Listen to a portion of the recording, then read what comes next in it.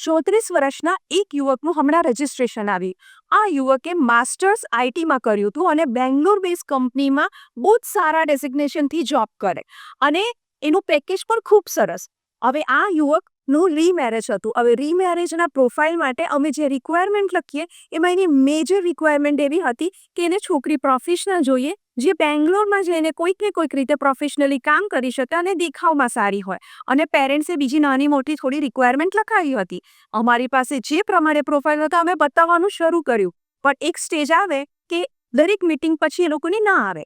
જ્યારે મેં detail discussion કર્યું ત્યારે મને જાણવા મળ્યું કે યુવકને એવું હતું કે આ છોકરી ક્યાં જઈને ફૂલ ટાઈમ જોબ કરી શકશે, એને હંમેશા ડાઉટ રહેતો.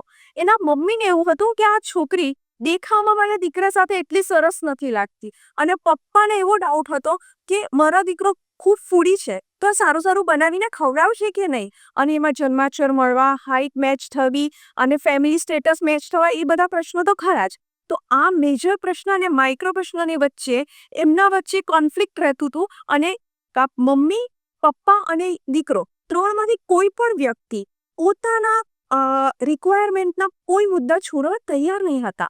એના લીધે એ છોકરાના સમય લંબાતો હતો.